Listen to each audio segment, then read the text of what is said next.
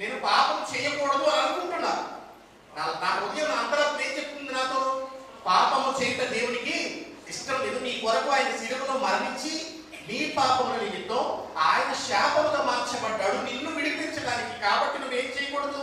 పాపం చేయకూడదు. నా అంతరాత్మ, నా మనస్సాక్షి నాతో చెప్తున్నప్పుడు నేను చేయకూడదని తీర్మానం తీసుకుంటున్నా. అంతెందుకు, ఇక్కడ నిలబడి ఎన్నో సందర్భాల్లో పరిశుద్ధాత్మ ద్వారా సేవకులు వాక్యం ద్వారా మాట్లాడుతున్నప్పుడు ఇక్కడే కూర్చుని మీరు తీర్మానం తీసుకున్నారు. చాలా సందర్భాల్లో ఇక మీద నేను అలా ఉండను, ఇలా చేయను, అలా చేయకూడదని నేను అనుకుంటున్నాను అని. మన మనస్సాక్షి అయితే పరిశుద్ధాత్మ ద్వారా మన ప్రేరేపణ ఎలా కలుగుతుందంటే పాపం చేయకూడదు, మనం పరిశుద్ధంగా జీవించడమే తండ్రి చిత్తము, మన ఇతరులను ద్వేషించకూడదు, అందరినీ ప్రేమించాలి, ఎలా క్రీస్తులను ప్రేమించినట్టుగా నేను ఇతరులను కూడా ప్రేమించాలి, వాక్యం ఏం చెప్తుందో అలా జీవించాలి. ఇది నాకు అనిపిస్తుంది లోపల, కానీ బయటికి విత్తే క్రియ ఉంటుంది.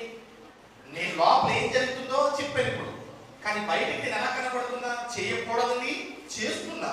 అంటే పాపం చేయకూడదని అనుకుంటున్నా, కానీ ఏం చేస్తున్నా? పాపమే చేస్తున్నా. అబద్ధాలు ఆడకూడదు అనుకుంటున్నా, కానీ అబద్ధమే. ఇతరుని చులకనగా చూడకూడదు, ఎందుకంటే నేను పాపంలో ఉన్నప్పుడు నేను క్రీస్తు చులకనగా చూడలేదు, కాబట్టి నేను ఇతరుని చులకనగా అని నాకు అనిపిస్తుంది. కానీ నేను బయటికి ఎలా చూస్తున్నా? నువ్వు పరిశుద్ధంగా జీవించాలని అనుకుంటూ ఓడిపోతున్న వాడు అయినా ఉండాలి, లేదా పైకి మహాభక్తి పరులా కనిపించే పకటి వేషధారం అయినా ఉండాలి.